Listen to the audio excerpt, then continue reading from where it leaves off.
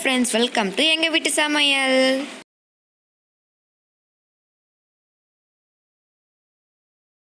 வந்து நம்ம தக்காளி தொக்கு செய்ய ஆரம்பிக்கலாம்.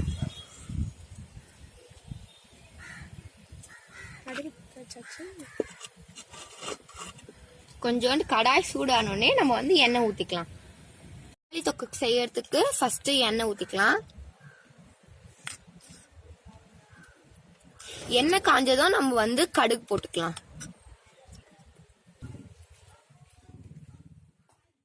ஓகே ஃப்ரெண்ட்ஸ், இப்போ நல்லா எண்ணெய் வந்து காஞ்சி வந்துடுச்சு. நம்ம வந்து இப்போ கடுகு போட்டுக்கலாம்.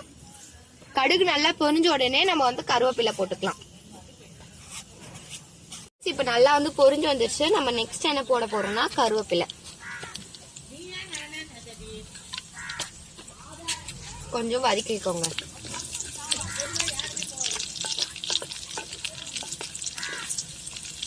ஓகே, இது நல்லா பொரிஞ்சு வந்துட்டோம். நல்லா ஃப்ரெண்ட்ஸ், நல்லா இப்போ வந்து வதங்கி வந்துடுச்சு. இப்போ நம்ம வந்து வெங்காயம் போட்டுக்கலாம். ஆனியன்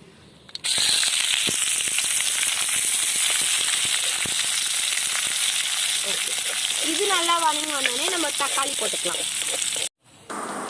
ஃப்ரெண்ட்ஸ், இப்போ நல்லா வந்து கோல்டன் ப்ரௌனா நம்மளுக்கு வந்துடுச்சு. இப்போ வந்து ஆக்சுவலி வந்து நாங்கள் வெங்காயம் வந்து 3 வெங்காயம் நல்லா சாப்டு பண்ணி வச்சிருக்கோம். நெக்ஸ்ட் வந்து தக்காளி இதுவும் 3 சாப் பண்ணி வச்சிருக்கோம். ஓகே, இதை போட்டு நல்லா இதையும் வதக்கிக்கலாம்.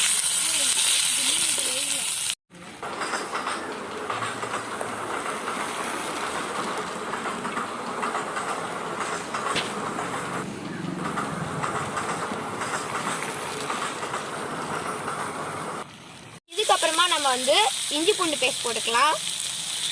கரெக்டாக 1 ஸ்பூன் போட்டிருக்கோம் நாங்கள். ஓகே, இது நல்லா வதக்கி வரட்டும். ஓகே, இப்போ நம்ம வந்து தண்ணி ஊற்றிக்கலாம். உங்களுக்கு வந்து குழம்பா வேணும்னா நிறைய தண்ணி ஊற்றிக்கோங்க. உங்களுக்கு வந்து தொக்கா வேணும்னா கம்மியாக தண்ணி ஊற்றிக்கோங்க. எங்களுக்கு இவ்வளோண்டு போதும். ஓகே ஃப்ரெண்ட்ஸ், கேமரா கொஞ்சம் சரியில்லை, சாரி. இப்போ வந்து நம்ம மஞ்சத்தூள் போட்டுக்கலாம். கரெக்டாக 1 டேபிள் ஸ்பூன் போட்டுக்கிறோம். நெக்ஸ்ட் வந்து மிளகாத்தூள்.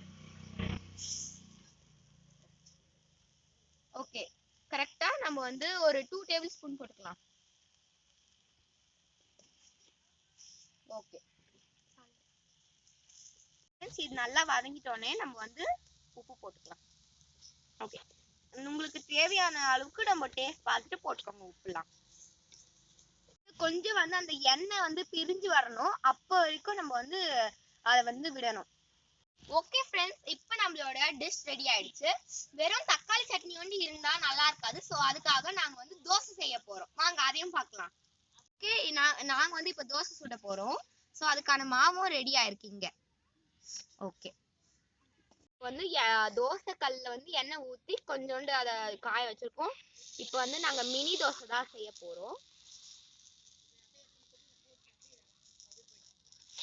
வந்து தோசை நல்லா இதுவானோடனே நாங்கள் திருப்பி போட்டுக்கிட்டோம்.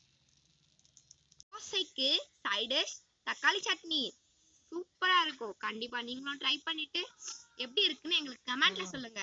ரொம்ப சூப்பரா இருக்கும்.